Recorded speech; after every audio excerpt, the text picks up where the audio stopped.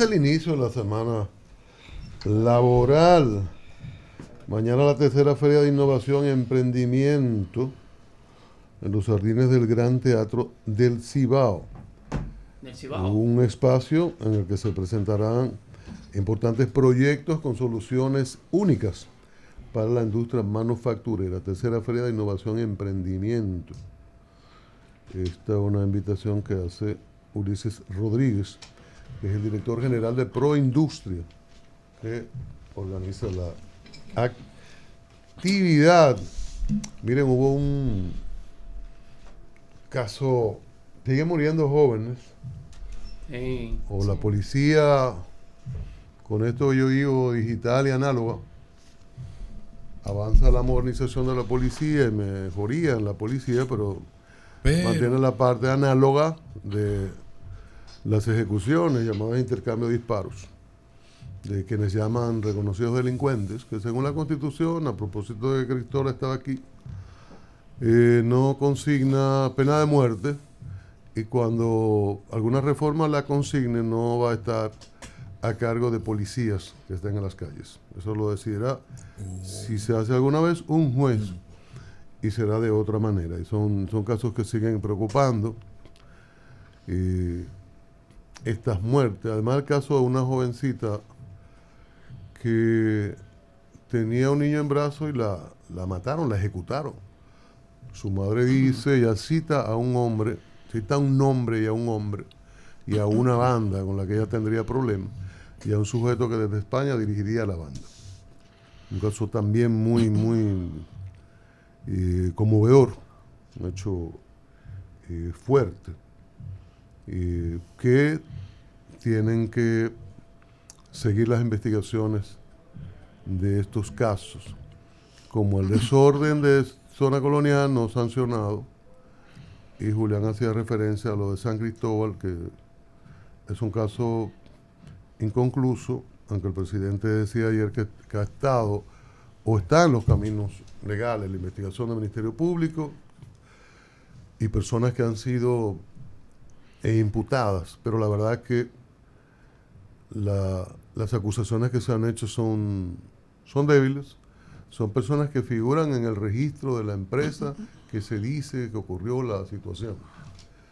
Entonces hay cierta desesperación, se acercaron al presidente, el presidente decía, se reunió hasta con algunas de las personas, una que él conocía, una señora, con 3 muertes en su casa. Una situación muy dura. Y son muchos los muertos. Están insatisfechos y es grave esta situación. Claro. Bueno, el doctor Héctor Balcácer, infectólogo, yo ya no lo puedo presentar como el doctor que contagió de COVID a medio país. Espero que no. ¿Verdad, espero que no. Bueno, el doctor es infectólogo y todavía ahí hay remanentes de COVID, hay muchas enfermedades que tienen que ver con vías respiratorias. Está cesando el calor, se supone que los casos de dengue comenzarían a bajar, pero ahí tenemos el fin de año y cuando entra el frío, que dicen los infectólogos que vienen entonces enfermedades por bajas temperaturas. No vamos a salir de una, doctor. Buenos días, bienvenido. Muy buenos días, gracias por la invitación, un placer estar con ustedes, con las personas que nos escuchan en este momento y aquellos que, como yo siempre digo, disfrutarán de este programa en la Resaca Digital. Nada, jóvenes, iniciando con esta parte, lo primero que... bien, lo de joven, comenzaste excelente. Ok, perfecto. Entonces, nada, vamos a continuar con esta parte hablando de que si vamos a salir de una. Lo que pasa es que hemos tenido una racha un poquitito incómoda. Arrancamos con el coronavirus, pero hay que decir que posteriormente pasamos por viruela símica, posteriormente pasamos por influenza, ahora estamos hablando de dengue, el coronavirus, creo que no vale la pena ni siquiera mencionarlo, creo que a muchas personas le ha cambiado la vida. En este momento entiendo que todavía los casos de dengue van a comenzar a disminuir, pero los procesos respiratorios van a aumentar.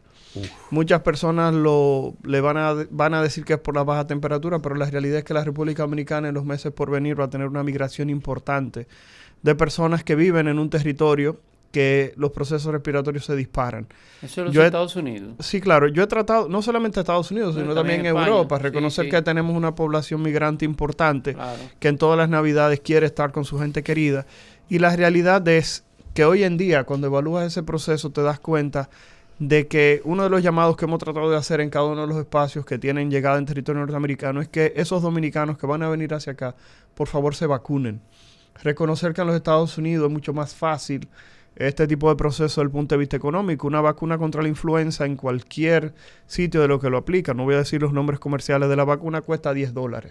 Aquí es el equivalente a cerca de $30, $40, dependiendo de la marca que utilices. Sí. Y la realidad es que el Ministerio de Salud Pública ha tratado de colocar la vacuna de manera gratuita, pero es una cantidad limitada. Son cerca de 470,000 dosis, las cuales priorizan menores de 2 años, mayores de 65 años, personas con enfermedades que inmunodeprimen, aquellas personas que son fumadores, embarazadas. Y un dato bastante interesante para todo el que trabaja aquí en el emisor es que los periodistas y comunicadores están dentro del listado de personas que pueden aplicarse la vacuna de manera gratuita, por si no lo sabían. El ministro de Salud Pública, cuando hizo la rueda de prensa, lo comunicó.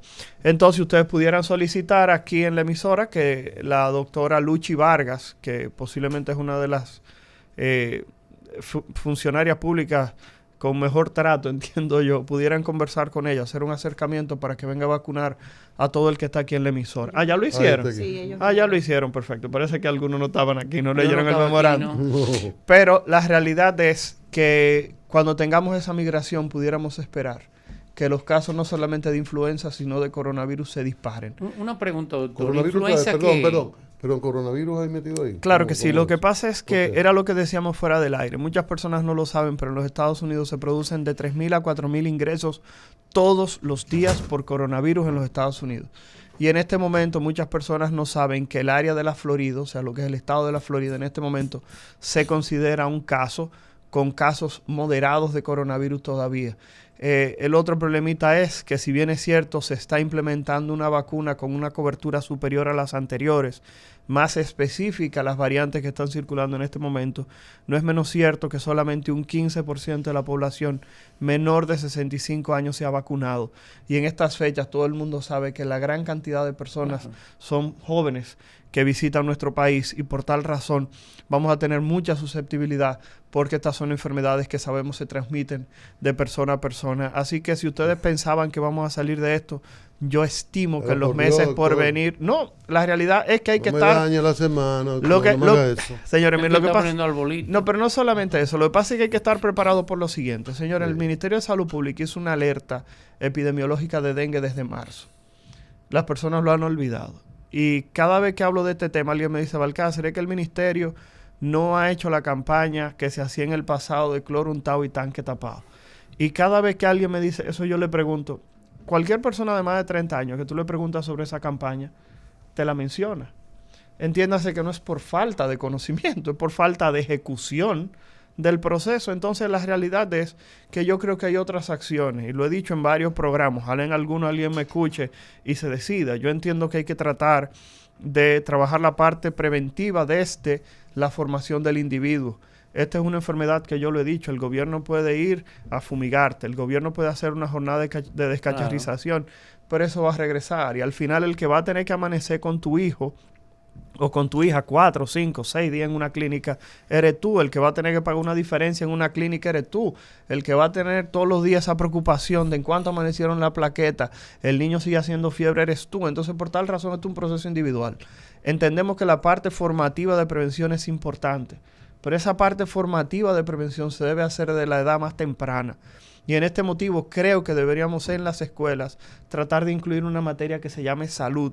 En Estados Unidos lo tienen bien claro, quitaron esa parte de que si es salud sexual reproductiva o no, que si es una enseñanza de lo que sea, y simplemente lo centraron en una materia que se llama health, que no es más que salud, donde le enseñan a las personas lo que va a ser el ciclo normal de una persona durante su vida, que es nacer, crecer, multiplicarse y posteriormente morir, pero tratar de hacerlo dentro de un entorno donde se pueda brindar las mayores probabilidades de una vida sana.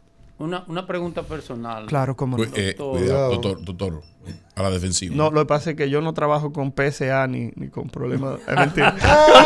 Continúa. Dígame. Sí, ahí. No, doctor, así Perdón. Si no, me adelanté, perdón. Muy Dígame usted, cuéntame. Merecido. Ayer antier, diagnosticaron una nietecita mía con influenza. Ok. ¿Cuáles son las consecuencias de eso? Ya, claro, su madre es médico. Claro. Pero, ¿qué la produce y cuáles son las consecuencias? Mira, la influenza, lamentablemente las personas han tergiversado el término. Entienden que influenza es igual que gripe. Yo entendí. La gripe o el resfriado común es una enfermedad. La infección por el virus de la influenza es otra. Okay. Estamos hablando de que el resfriado común, si bien es cierto, se puede complicar y puede tener repercusiones de salud importantes. El virus de la influenza es otro agente completamente diferente que muchas personas han olvidado que en Estados Unidos mata de 20,000 a 30,000 personas todos los años. ¿Cómo? Mueren por el virus de la influenza en los Estados Unidos cada año. Es una de las enfermedades a las cuales generalmente no se le presta atención porque al igual que otras muchas enfermedades, la afección principal tienden a ser mayores de 65 años. Y vivimos en una sociedad donde la tercera causa de discriminación más importante es la edad.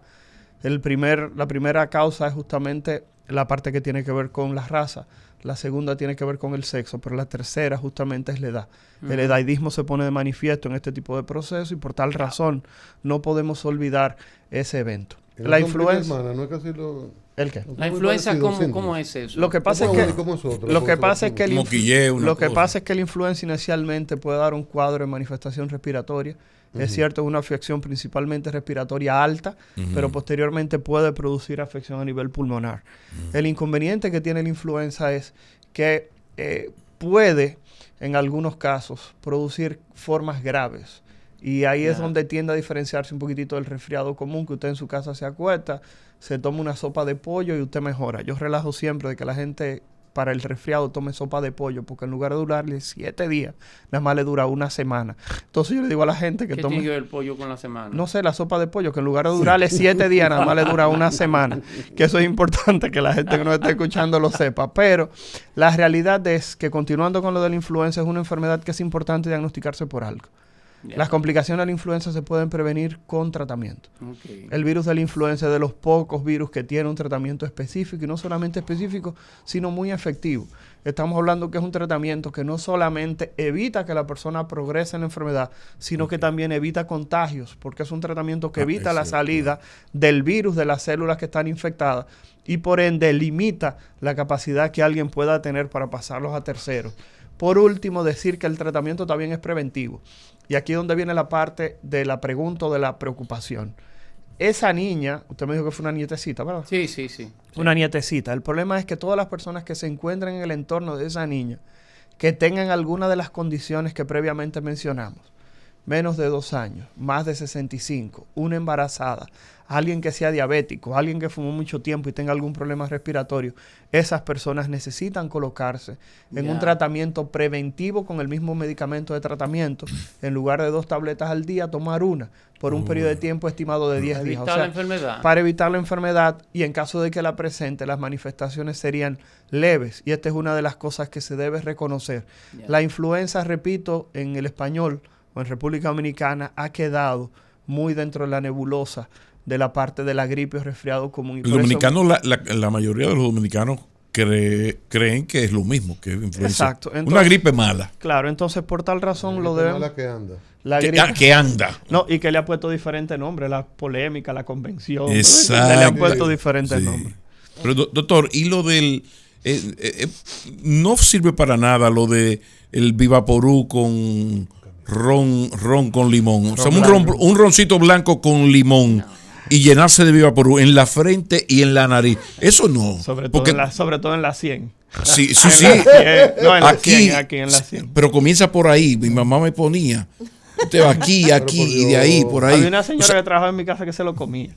A ese nivel. Ajá. O sea, estamos hablando de ese tipo de cosas. No es cierto. O sea, la realidad es que no funciona. La verdad es que yo he tenido una campañita un poquitito incómoda y una pugna con algunas de las personas que dicen que nosotros los médicos no nos gustan los remedios caseros porque eso no nos da dinero. Que le quita roncito blanco Sí, con limón, no quita cliente. le quita negocio. Exacto. Y la realidad es que eso no es así. El problema que tenemos es el siguiente. Después del coronavirus y ahora con lo que ha ocurrido con el dengue, lo único que se ha puesto de manifiesto es aquellas personas que se automedican o que utilizan medicamentos naturales pueden meter la pata.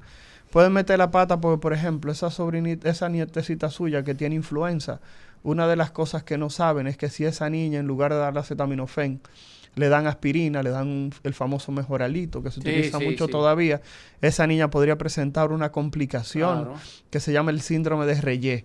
El síndrome de Reye es una enfermedad inmunológica que afecta cerebro e hígado. Entonces, por tal razón, automedicar a los niños puede ser una preocupación, podría ser algo con un desenlace fatal. Y por último, y esto es algo que hemos observado en este momento con la parte del dengue. En marzo, cuando inició la alerta, la alarma, escuchamos como el viceministro de Salud Colectiva, Eladio Pérez, un amigo a quien le mando un saludo si está escuchando el programa, dijo que de los padres que estaban llevando a los niños con cuadros febriles, el 25% estaba llevando al niño en un momento tardío de la enfermedad. Repito, 1 de cada 4, perdón. Pues está hablando del 25%. Pero Eladio, lo vi, al doctor Pérez lo vi hace una semana, 10 días, en otro programa, diciendo que en el nuevo levantamiento que se hizo, eso había aumentado un 53%. ¿Cómo? Entonces, ¿qué pasa? Lamentablemente... Hay una automedicación en la casa. Sí, pero una automedicación con productos que no han demostrado ser útiles. Y cada vez que a mí me atacan en redes, yo lo que le planteo es, señores, tenemos 16 fallecidos oficiales. Ese número puede incrementar, toda la semana incrementa, pero tenemos 16 fallecidos oficiales por dengue. Dígale a cualquiera de esos padres que ha perdido a su hijo, dígale que por qué no le dio pimiento morrón con guayabo, por qué no le dio agua de coco con limón. Señores, estamos hablando de que si eso fuera así de efectivo, tuviera una mortalidad 0 por dengue. Claro. Y la realidad es que no es así. El dengue es una enfermedad que es tiempo dependiente. Me explico. Si las intervenciones no se hacen en el momento correcto, el paciente va a presentar un colapso vascular y el paciente no va a poder tener una irrigación a nivel de los tejidos. ¿El mosquito produce el dengue o es un vector? No, ¿Qué produce reconocer que el dengue es una enfermedad que se reconoce como una enfermedad transmitida por vectores. Y vectores cualquier invertebrado que tenga la capacidad. ¿Qué lo produce? Mire, la realidad es que escuché el otro día a alguien que dijo que la enfermedad solamente el ser humano infectado puede el mosquito pasarlo a otras personas. Pero la realidad es que en aquellos momentos en los cuales la transmisión del virus dentro de la comunidad se hace muy baja, el virus tiene la capacidad de producir algo que se conoce como transmisión transovárica. Es un proceso extremadamente raro, pero puede ocurrir. Lo que significa que hay poblaciones de mosquitos que nacen ya infectados previamente con el virus. Repito, es un paso extremadamente raro, pero está descrito en la naturaleza, repito, la transmisión transovárica. Hay algo que mencioné ahorita, que es específicamente lo de cloro untado y tanque tapado. Y me gusta que por favor las personas que estén escuchando el programa lo tengan presente. ¿Por qué cloro untado? Si yo tengo un tanque vacío, lo voy a llenar de agua y lo voy a tapar. Eso quiere decir dicho que el mosquito o la mosquita no va a poder entrar a colocar los huevecillos. Error 125. ¿Por qué? Porque el problema es que ya esa mosquita colocó sus huevecillos en el borde del tanque. Y entonces, ¿qué ocurrió en ese momento? Que al colocar los huevecillos, esos huevecillos pueden durar hasta un año viable, pegado en esa pared de ese tanque. Y cuando usted eche el agua y el agua sobrepase el nivel donde están los huevecillos, entonces justamente van a salir, usted va a comenzar a observar las larvas, posteriormente va a ver los gusarapos y la gente dice, pero yo tenía ese tanque tapado. Doctor, cualquier pregunta al doctor Héctor Balcácer, 809-384-8930. 809-384-8930. Mensajes de WhatsApp, texto, 829-830-5750. 829-830-5750. Dengue, influenza, ¿qué es lo otro? Gripe mala que anda. Respiratorio, Todos los respiratorios. La gripe mala que anda. Sí. Doctor, Héctor Balcácer, infectólogo, con él conversamos y usted también puede hacerlo a nuestros teléfonos. El tema de la higiene, doctor, porque mucha gente atribuye de que si hay mucha pobreza o si hay riqueza, la diferencia de que puedan ocurrir cosas. Claro. Pregunta, buenos días, pregunta al doctor Balcácer. Sí, gracias, buenos días. Adelante, Iván. Mira, estoy un poco preocupado. Tengo mi hijo mayor aparentemente con dengue, aunque en los análisis salen bien, pero todos los síntomas son de dengue, tiene vómito que no se le quita. Y hoy, cuando lo llevamos a un laboratorio a hacerle la prueba, en uno no había para hacer prueba de dengue.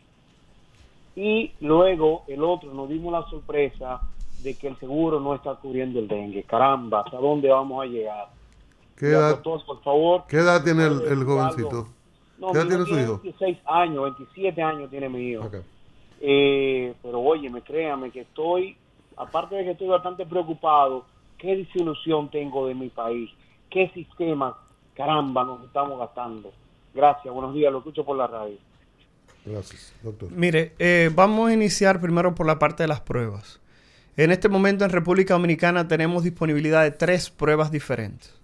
La primera prueba es una prueba que busca material genético del virus, es real, los seguros no lo cubren. Tiene un costo estimado de 6.500 pesos, pero tiene la ventaja de que da el resultado tan rápido como de 4 a 6 horas. Usted de 4 a 6 horas, desde que una gente tiene el primer día de fiebre, puede tener el resultado de si es dengue o no. Repito, pero el seguro no lo cubre y cuesta 6.500. Hay otra prueba que cuesta cerca de 2.500 que se llama NS1, que es una prueba que habitualmente hay que esperar que el paciente tenga 1 o 2 días de fiebre. El seguro tampoco la cubre, cuesta de 2.500 pesos aproximadamente, pero es una prueba. Esa es la que sale también rápido. Sí, pero lo que pasa, se llama prueba rápida para dengue. Ahí es que está entonces el problema con el amigo que llamó y con mucha gente, incluso alguien que yo hace poco le resolví ese problema. Sí. Y es el tema de que el seguro cubre esa tercera que usted nos va a explicar ahora, no la segunda. Ni la primera. Doctor, un segundito. Digo. Una llamada. Buenos días, preguntas al doctor Balcácer. Eso hay que aclarar. Bueno, adelante. Yo quisiera saber cómo población puede afectar la participación de los... No se escucha bien. Tiene muy poca calidad la llamada. Repítala, por favor. Que a nosotros, la población, ¿cómo afecta la falta de los casos de dengue? Llame de nuevo. Llame de nuevo, que está muy mal. Pero doctor, insistir, por favor, explíquenos bien la diferencia entre la segunda, la de 2.000 y pico, la rápida, y la que sí cubre el seguro, porque está ocurriendo mucho que la gente, cuando va y se hace la básica, le dan el resultado, lo cubre el seguro, luego en el proceso le mandan a hacer la rápida y dicen, no, espérate, yo estuve aquí y me lo cubrió. Y en el seguro no siempre le explican esa diferencia. Miren qué es lo que ocurre. Lo que pasa es, repito, la primera prueba, que es la PCR, que cuesta 6.500 pesos. Doctor, perdón. Sí. Sí. Buenos días, diga usted. Preguntas al doctor Balcácer. Bueno, yo quisiera saber cuáles van a ser estos síntomas que nos deben llamar la atención en primera instancia en el caso de las embarazadas. Ok, las manifestaciones del dengue en las embarazadas. Voy a terminar con la otra pregunta, porque sé que es una de las grandes preocupaciones que tiene la población. Y la gente se Mi hijo tiene fiebre y yo quiero saber si es dengue o no lo más rápido posible. Aún mi hijo no tenga que estar hospitalizado, aún mi hijo no está muy mal. La gente quiere saber si es dengue o no, porque todos los días tiene prensa, tiene radio, tiene televisión hablando de dengue y está preocupado. Entonces, ¿qué pasa? La primera prueba se llama panel de arbovirus. Es una prueba de PCR. Busca material genético del virus del dengue. Es una prueba que el resultado te lo dan de 4 a 6 horas.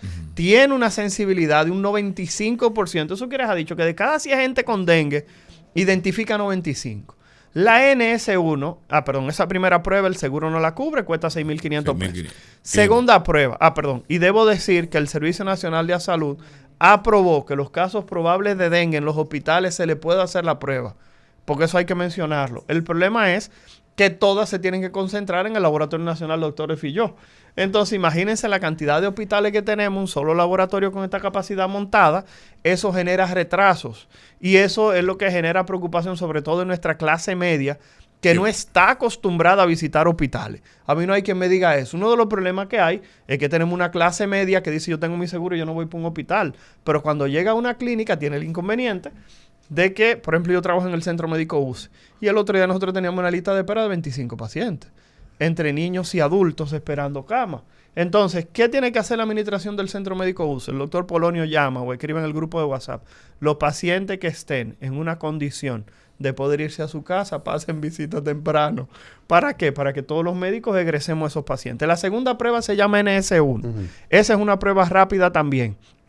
Cuesta 2.500, pero tiene el inconveniente que solamente encuentra cerca del 50%. O sea que 1 de cada 2 se le ve escapar la prueba. El seguro tampoco la cubre, cuesta 2.500. La tercera prueba, que es la que el seguro sí cubre, tiene un inconveniente, ahí es donde papá y mamá se incomodan. Y es que el niño necesita tener 5 días de fiebre para que la prueba se haga positiva. 5 días de fiebre. Entonces, la realidad es que por eso es que muchas veces los médicos trabajamos sobre la base de la clínica. Tiene fiebre, dolor de cabeza, tiene una erupción en el cuerpo, los glóbulos blancos bajaron, la plaqueta tan bajita, lo trato como un dengue. Ahí es donde está el problema. Doctor, más preguntas. Sí, perfecto. Síntomas embarazadas, ¿cuáles son los indicadores que sugieren la progresión de la enfermedad? Ok, vamos arriba. Lo primero es que las embarazadas van a tener síntomas similares a toda la población. El único problema es que las embarazadas tienen un riesgo superior de presentar complicaciones. ¿Pero qué complicaciones? Se le adelanta el parto. Pueden presentar un parto prematuro, parto inmaduro o un aborto si tienen dengue. La ventaja entre comillas, o por lo menos algo de lo que no deben preocuparse, es que los bebés no salen con malformaciones. O sea, el bebé no nace con ningún tipo de problema si a la embarazada le da dengue. Eso es importante que lo sepan. Ok. Buenos días. Preguntas al doctor Balcázar. Yo quisiera saber cuáles son las complicaciones más que hacen los pacientes dengue. Ok, yo escuché las complicaciones. Las complicaciones de un paciente con dengue. Bueno, lo primero que hay que decir es que el dengue es una enfermedad sistémica. Independientemente de que todo el mundo ha asociado el dengue simplemente con disminución de plaquetas, el dengue es una enfermedad que puede producir, escuchen esto, afección cerebral, afección hepática, afección renal. Las pacientes con dengue pueden presentar sangrado pulmonar. Los pacientes con dengue pueden presentar algo cuando se le quita que se llama síndrome de fatiga crónico asociado a dengue. Eso quiere decir que si a su familiar le dio dengue y esa persona se siente decaída, cansada, no crean que está loco, no crean que es un problema psicológico. Existe algo que, al igual que lo que pasó con el coronavirus, que se llama el long COVID, asimismo existe el síndrome de fatiga crónico asociado a dengue. Y por tal razón, los pacientes que padecen dengue necesitan un periodo de recuperación de unos cuantos días. Doctor, mientras más joven ese proceso de recuperación, se hace un poquitito más corto, pero no lo podemos olvidar. Tenemos una pregunta, tenemos una llamada. Julián. Al aire la llamada. Sí, buenos días. Buenos días, diga usted. No se escucha. No, casi no se escucha. Entonces hay otra pregunta. ¿Por qué es tan importante la hidratación en pacientes de dengue? Wow, miren, esa es una pregunta excelente y la realidad que era por lo que decíamos. ¿Cuál es la fisiopatología? ¿Por qué razón los pacientes con dengue se enferman tan malito y mueren? Porque en el dengue hay un problema y es que el líquido en el cual van diluidos los glóbulos rojos, los glóbulos blancos, las plaquetas, las proteínas, todo ese tipo de sustancias que va en un líquido, en el dengue se generan como si fueran poros en los vasos sanguíneos. Este líquido sale y justamente los vasos sanguíneos que tienen un diámetro comienzan a cerrarse porque ese líquido se pierde. Y por eso vemos que las personas con dengue comienzan a tener una caída de la presión arterial.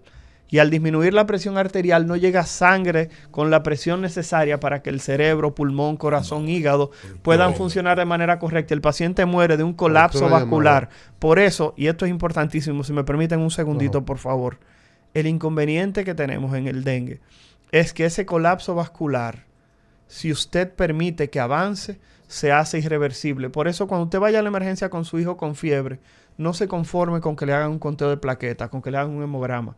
Ese niño tiene que ser evaluado, tienen que tomarle la presión, tienen que ver cómo está el corazón, cómo están los pulmones, antes de hacer un hemograma.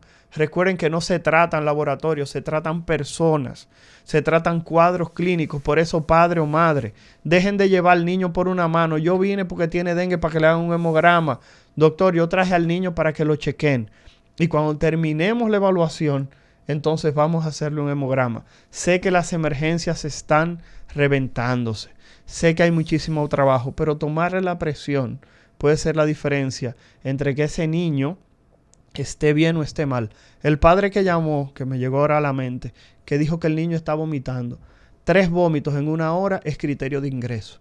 Repito, 3 vómitos en un periodo de 1 hora es criterio de ingreso en población pediátrica.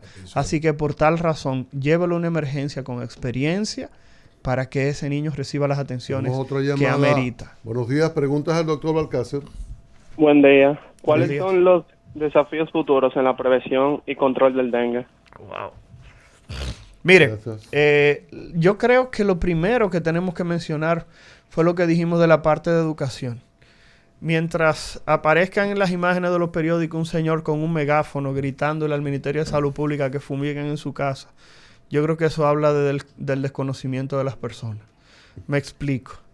Fumigar tiene cierto sentido desde el punto de vista temporal. Usted fumiga y mata a los mosquitos adultos, pero no elimina las larvas. Usted no elimina los gusarapos. Usted necesita eliminar los gusarapos para poder lograr el control. ¿Por qué? Porque usted fumiga hoy, a los 5 días usted tiene mosquito en su casa. En este sentido, la parte de lo que tiene que ver con el conocimiento es primordial. Y por último, reconocer que ya tenemos la primera vacuna aprobada para aplicarse a las personas con dengue sin saber si tenían infección previa o no. Y es una vacuna que el Ministerio de Salud Pública ha dicho que se están haciendo los esfuerzos para conseguirla. Señores, la gente no sabe que en el mundo se producen de 300 a 400 millones de casos. Que en Brasil, en el momento en el cual estamos hablando, ¿ustedes saben cuántos casos de dengue hay? 3 millones de casos de dengue en Brasil en Otra este pregunta, preguntas al doctor Balcácer. Bueno, yo quisiera saber si existen factores genéticos que predispongan a niños más que otros de contraer el dengue. Wow. En cuanto a lo que sea contraer, creo que no. Todos somos susceptibles de enfermar. Lo que existe es una mayor predisposición a formas graves. Me explico. Reconocer que no existe el término enfermedad, sino enfermo. A 2 personas le da dengue en una casa, le da varicela en una casa. Y hay una persona que le salen 2 o 3 bolitas en el cuerpo. Y hay otra gente que se llena. Y las 2 personas se infectaron con el mismo virus que lo trajo el primo del campo. La realidad es que en cada quien las enfermedades se van a comportar de manera diferente. Tenemos que ir a comerciales. Quédese por ahí un momentito. A regreso vamos a tomar algunas llamadas más.